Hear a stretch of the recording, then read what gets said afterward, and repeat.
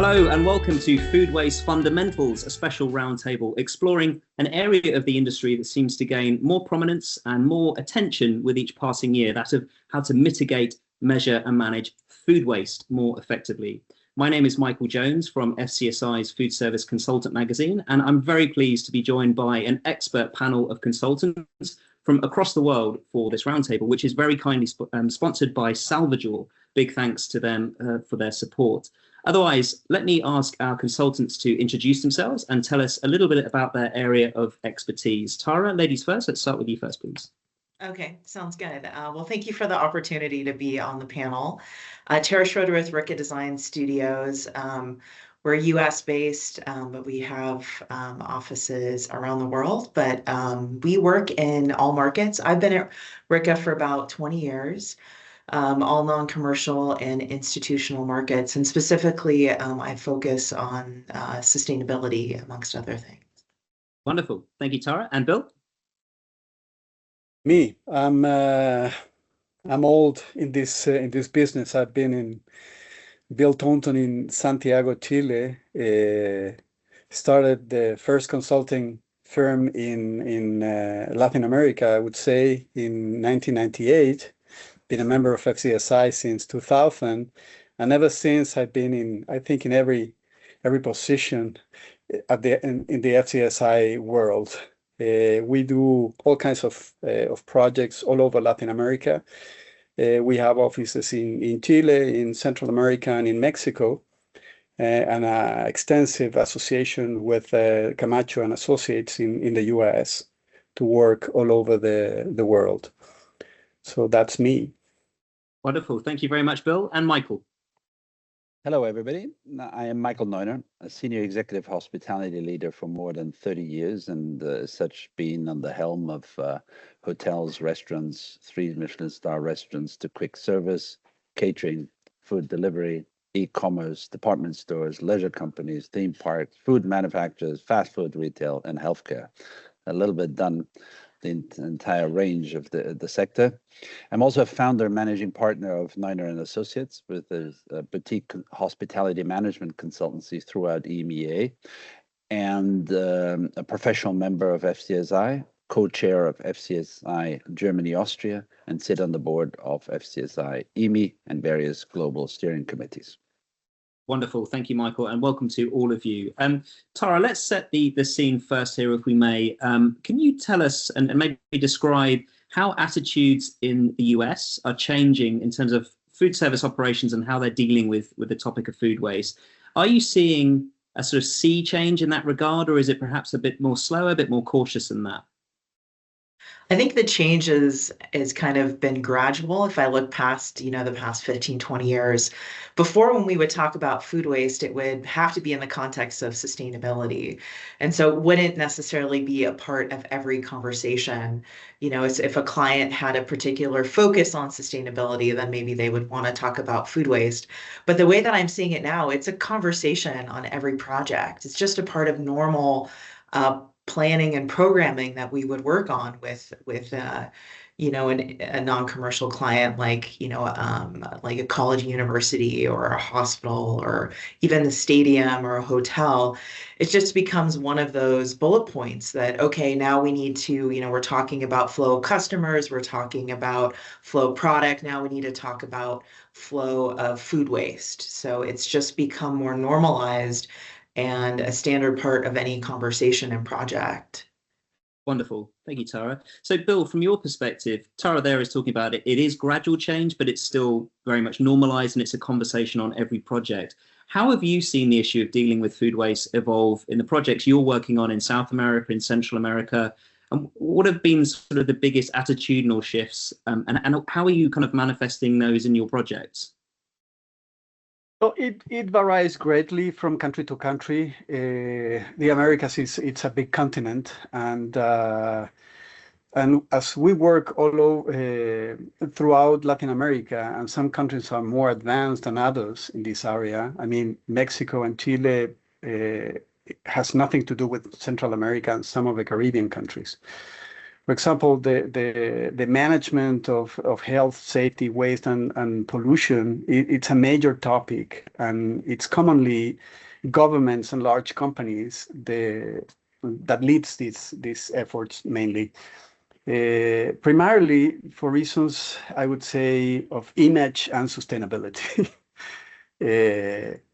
And I'm referring basically to mining, forestry, fruit, paper, fishing, and industrial companies, among others.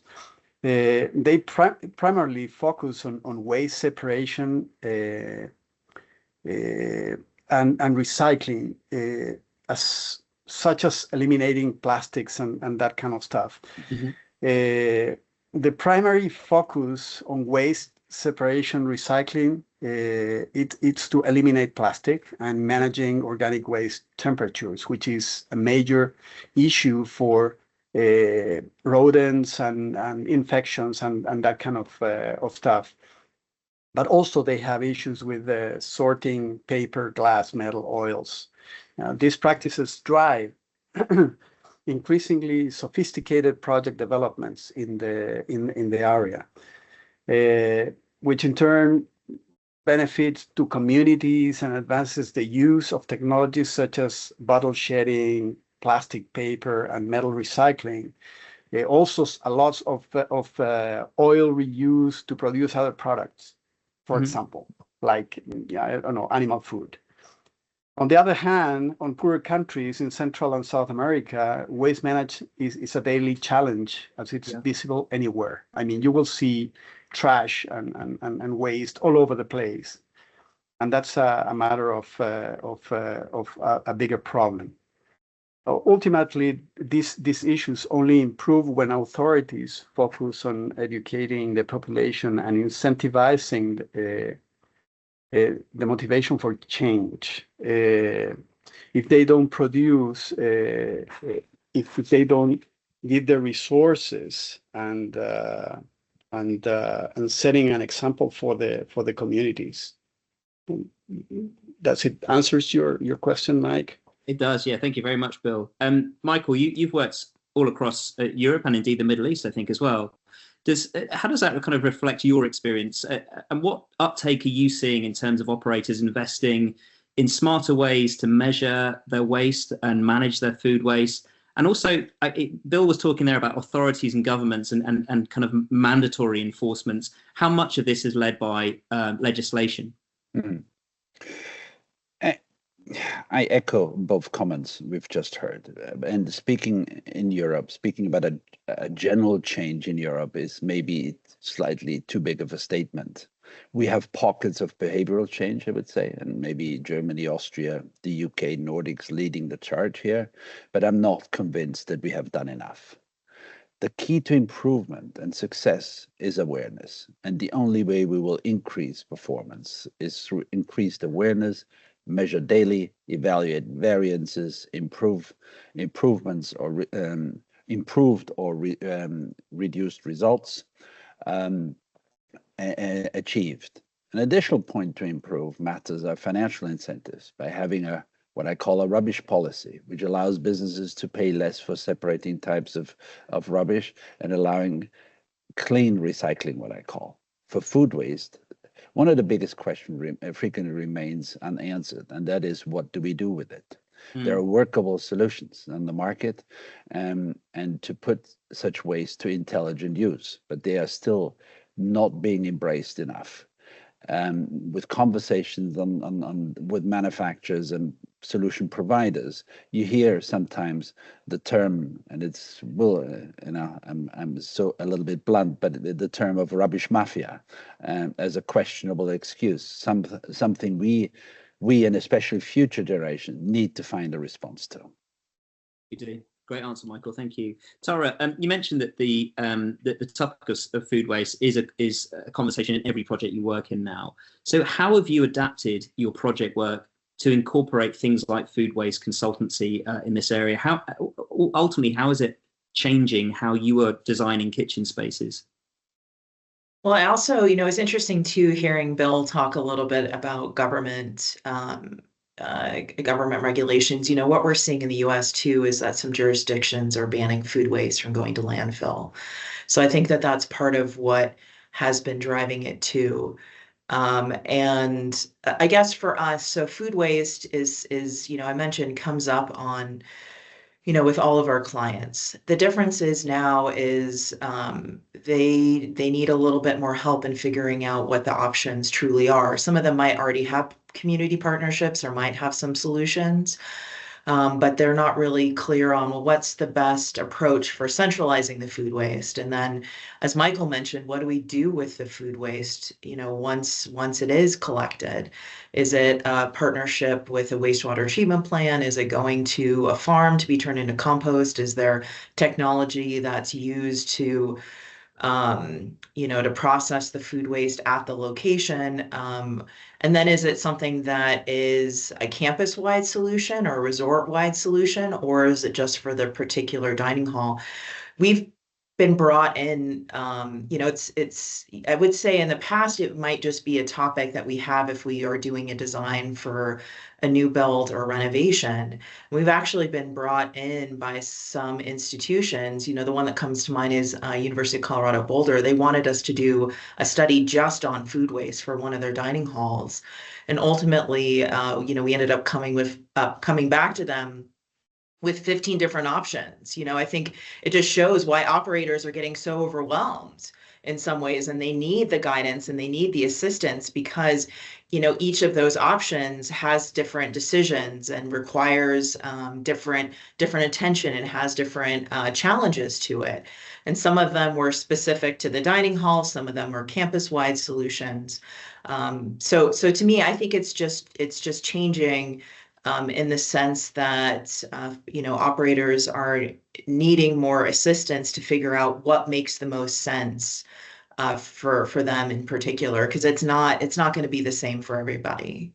No, it really isn't. Thank you, Tarah. Bill, Tarah talked about technology there. Let's focus for a moment here on innovation and equipment for dealing with food waste.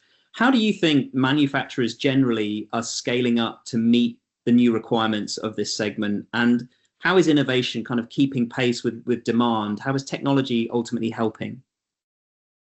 Well, honestly, I believe that much of the technology for waste management has existed for many years. The issue is that due to the cost involved, it hasn't been utilized in many markets around the world. Perhaps what has really changed in the market itself, manufacturers of these kind of technologies are now closer to their clients and better able to explain their benefits. Yeah. I recall the first project we implemented in Chile with a pulping and waste compression system. That was on a mining site in 1998. That was the first ever project made, you know, that has to do with waste and it was this mining company. Since then, dozens or maybe hundreds or thousands of projects have been developed in the country and in several other countries in Latin America, with the exception of Mexico, that has been a little bit more advanced because it's closer to the US and this kind of equipment has been used in the US. Many of the hotel chains over there, they have those technologies available at a better pricing at that time. But today, other countries in Latin America are opening themselves to this kind of technologies because costs have gone down, and basically in this context, the volume and logistics of waste management are supported by available technologies to help to reduce those operating costs. Brilliant, thank you, Bill. Michael, Bill mentioned costs coming down there. Even when this kind of requirement is not mandated by an authority, ultimately, why is it a prudent investment to deal with food waste more effectively? I mean, Bill said costs are coming down, but why does it make good business sense to improve efficiency in the kitchen when it comes to dealing with something like food waste? And how does it ultimately help to reduce kitchen costs in the long term? For me, this is a self-fulfilling prophecy. easy measuring systems support the reporting and such create a base of improvement. We have generally witnessed a fear to face the facts attitude, and we take the approach of partially recording or recording to represent numbers which are acceptable, but not necessarily true facts and figures. So start with the actual reality and see on how you improve through portion controls, ways to purchase and how to prepare, and always be realistic with setting targets. A business which procures vegetables raw in cases, untrimmed, will achieve a different result than the one which procures ingredients ready to cook. So, and it is through education and information we will increase the sensitivity and improve our results on it. There's no doubt. Thank you, Michael. Tarah, with the introduction of digital tools, some of which Michael mentioned there, chefs are now able to automate a lot of these kind of perhaps more administrative tasks required to measure things like waste using AI and those measurement tools. So what does all this mean for things like labor and staffing? It's still the biggest, hottest topic in our industry. I just think it makes some of these solutions more of a reality, that they and I think some of what Michael's been saying too is interesting to me, just the importance of data collection and really being able to measure what you're performing, because the truth is we can come up with solutions to help operators manage their food waste, but the day-to-day for them is if they're not monitoring what they're doing, they might actually not be reducing their food waste going to landfill. So I think any technology solutions right now that can reduce labor and staffing is a great option for operators, and it's something that they want to hear, and it's something they want to discuss more. So I think with some of the options with reducing pre-consumer waste that are out there that utilize AI and actually can reduce food procurement costs are a really good option, because it's a win-win on two different sides, right? It's essentially what you're saying, you're reducing the labor required to manage it, but then you also can reduce your cost to the overall operation. Absolutely. Bill, Tarah mentioned there that it's a win-win situation here, but do clients get that from the clients that you were talking with? Do they understand that there is a better way to deal with food waste and to do it more effectively? Do they understand the need to invest in better systems? Is the penny dropping? Well, I think clients do understand this, especially large companies. The challenge lies with small and medium-sized gastronomic entrepreneurs, I would say, and smaller operations, who incidentally generate the largest volume of waste. For them, the cost of equipment and new technologies often exceed their financial capacities to make these investments. But in general terms, I think everybody gets it. It's a matter of how much money do I have to put in my business. Do I buy a new fryer, or I bought a system, to reduce my waste volumes? Yeah, it's a tricky one. Tarah, you mentioned that you lead the charge in sustainability realm at your organization. Ultimately, no chef wants to waste food. So what other solutions, maybe away from technology, away from the innovation, are you seeing that some of your clients have introduced to the kitchen that help reduce food waste? I think it's, looking at menus, considering doing, I think, there's sort of like the ugly produce, it's being able to think of ways to incorporate different items so you're not throwing it into the food waste. I think what Bill was talking about, though, is pretty spot on, that, I think in concept, operators really understand, that this is a win-win, but when it comes down to it, It does almost depend on the size of it. It depends on where they are, if there's different jurisdictions that are forcing them to look at solutions.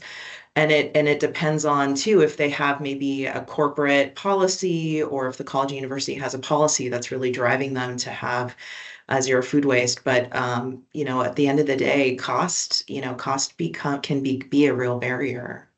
Yeah, they really can. I guess, Michael, your point at kind of at the top of the conversation, you were talking about kind of developing the rubbish policy, developing that strategy. Why is the role of the consultant here so pivotal in advising operators, formulating those food waste strategies, in helping them to deal with food waste better? And really, what value do consultants deliver here in helping operators to stay ahead of all that, using some of those best practice ideas that Tarah just mentioned, for example? Again, I think a good understanding and knowledge of what good looks like, having accurate benchmarks, what similar businesses do and achieve, assist in setting realistic targets, objectively and without emotions, and not only driven by financial key performance indicators, which are borderline not achievable. You will also take into consideration that we compare apples with apples. Percentage waste in relation to food processes, or something I use in general is waste per cover served. Differentiate between an a la carte business and a buffet style business. And here, the depths and wide knowledge of the various businesses, there is your FCSI consultant is pivotal in supporting these efforts as a reliable, incredible source, coaching and overcoming behavioral challenges without the fear of disciplinary actions. And it's very much a mindset game, and it's changing. There's an effort changing behaviors is the key element to success for me here. Yeah, it really is, Michael. Bill, in terms of those kind of changing behaviors, that we're noticing those coming from consumers as well, from the customers. A recent study by Unilever showed that 72% of US diners care about how restaurants handle their food waste, and 47% will be willing to spend more to eat at a restaurant that takes deliberate steps towards reducing its food waste footprint. Why do operators really need to take notice of that kind of data and that kind of feedback? Why does this all matter? Well, I believe it matters because the use of these technologies and systems helps reduce kitchen space requirements. Additionally, they allow for a reduction in the number of logistical services needed for waste removal. I mean, when you have these systems, instead of going every day to pick up your trash, it's gonna, if you reduce them enough, you can save space, and then you can hold it. That will, at the end of the day, it will help you, I guess, to significant savings in projects costs. I think it's a matter of they will find out that they can save money at the end of the day, operational costs, which is because a project can be a money, a cost of developing, but at the end of the day, the most important cost is going to be your operational costs. That's what you gotta have your focus on, I guess. Yeah, absolutely. Tarah, in terms of your future project work, why is the food waste strategy now an integral aspect, really, that from planning through to conception through to build? Why is this not going away? Well, I think some of it we've been talking about a little bit before, right? I think too, from design, just one of the things I mentioned, that we have to set the operator up for success. We can talk about all these different solutions. I can present, here's your 15 options that you can handle, that you can use to centralize your waste, or to have your have your food waste be processed. But the truth is at the end of the day, if all of that isn't thought through in the design, and all of that isn't included as part of the step-by-step process for the operations, it's not going to succeed. So I think that's part of the reason, is that it's easier to build it into the project when we're actually doing the design than it is after the fact. once you have an established, for example, a dining hall, it just becomes a little bit more challenging to build it in. And then just to go back to the question you were asking, Bill, I think the story of food waste is a really good one, right? It's one that's really easy to talk to customers about, our food waste is turning into compost on a farm that we have a partnership with already, that we're getting, some of their fresh produce from. So it really can have you can really talk about the life cycle of the food that you're serving. So it just becomes a really great story that's important for marketing, especially with customers interface with dining locations now being primarily their first, is on their phone or on their computer. Having stories like that just becomes really important for them to market their operation. Yeah, that storytelling aspect is massive, isn't it? And really helpful for operators, I think. Michael, how easy is it for an operator to conduct a food waste audit? And why is that an important first step in getting a clear picture of how big a problem they're going to face? First, I'd like to just go back to Bill's point, Sure. which is huge. He differentiated between the investment and the operational cost. And frequently, this is overlooked. Assuring that both investor and operator are part of the decision-making process and to elaborate or to devise a solution is key in here. Yeah. Tarah painted a great picture of the story you need to tell, because it's not only about waste, it's what you do with it. So we are in the storytelling business. How easy is it? A base audit, understanding status quo, is a must. Your FCSI consultant is the best suited to help you with this. And from there, your consultant will advise on the most cost and time-effective path to do this. It is really only a willingness to do, and it pays for itself. Great answer. Thank you, Michael. A question for all of you, if you can all take this one on, if possible, please. Why does effectively dealing with food waste represent actually a major opportunity for smart operators? Bill, can we start with you first, please? Basically, because they can market the concept of create a better relationship with their clientele. Yeah. And it can also help them to reduce their operational costs. I would say that's the easy way to answer that one. Yeah, great answer. Tarah?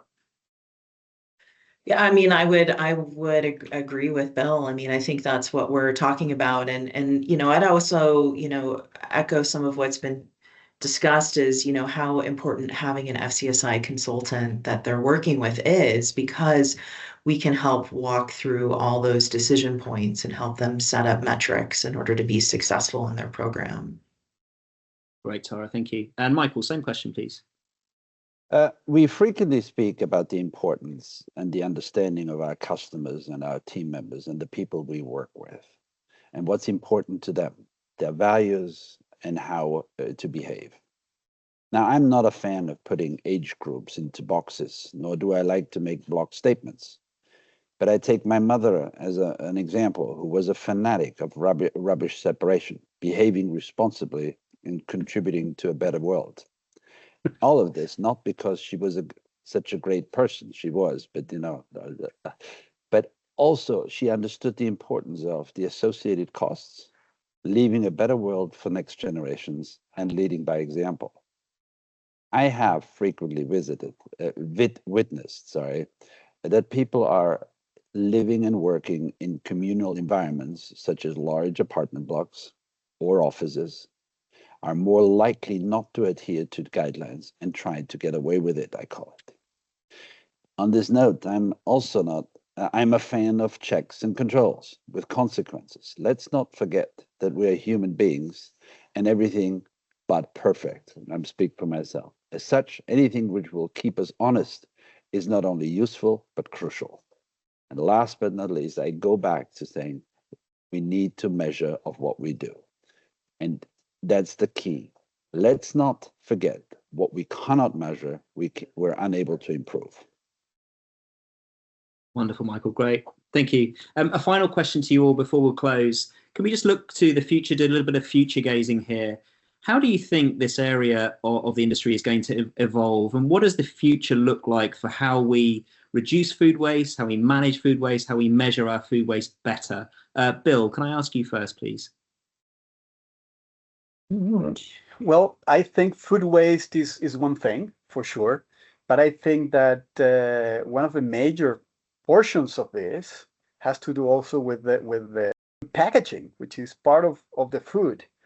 And even though it's going to be big changes on the way we manage our food waste, I think the food packaging industry will show us many new products in the following years that will help reduce the residue volumes, because that's one of the major parts of this whole thing. Even though we're talking about food waste, but it's part of it, because a lettuce, it's going to come in a bag or apples in a box, and you need to reduce that too, not only the food waste. For example, in the plastic part of it, we will see, or we will continue to see, plastics that will dissolve in water, eliminating the need for trash storage, or other packaging will be 100% recyclable. I think this is just starting. I mean, when we have corrected the whole package, not only the food part of it, it's going to be a big improvement. One of the things I read some months ago about food is that in Europe, food is not going to be able to be sell or packaged in plastics. Yeah. And that's going to be a major change for everybody. Can you imagine a country like Chile, it's a huge exporter of fresh food, that we cannot use plastics? Everything is plastic now. Everything you put in a plastic bag. Well, that's tons and tons and tons of residues. So I just leave it over there. I think huge technologies are coming. I always think about every time I put the little pouch of detergent in the dishwasher at home when I do dishes. You see, you used to put just the powder on it or the liquid. Now you put a little pouch and the plastic disappear. That's the kind of things I'm thinking it's going to happen in the future. Yeah, there are some major shifts coming for sure. Michael, what's your view on where this is all going? For me, the demands of younger and future generations will be imposed. So the sooner we face the issue, the better we are off. Packaging is a key element. And let's just look at France, who is a front runner with new and somehow surprising policies, which have taken many people by surprise, but are enforced by law. So it's a mixture of voluntary and legal requests on us. And we owe it to us and to those who will succeed us. Yeah, we absolutely do. And Tarah, what's your view on where this is all going? I guess my hope is that solutions will become a little bit more campus-wide or even community-wide, because the programs that I've seen with clients that have been the most successful are ones that have been partnerships that don't just rely on them holding themselves accountable, but there being options that are that involve a larger community. And involve different organizations relying on each other, different offices within the same organization relying on each other. So I guess that's my hope, is that it can become, the solutions for food waste can be a little bit bigger scale than just the individual projects. Yeah, I think it's once something's impacting on the whole supply chain, then you know that there is meaningful change, I guess. Exactly. Brilliant. Well, guys, that's all we have time for. A massive thanks to our outstanding consultants, Tarah, Bill, and Michael, for being such wonderful value today. Big thanks to Salvajor for their support in hosting this event. Thank you for watching, and stay tuned to fcsi.org for more videos in this series. Thank you.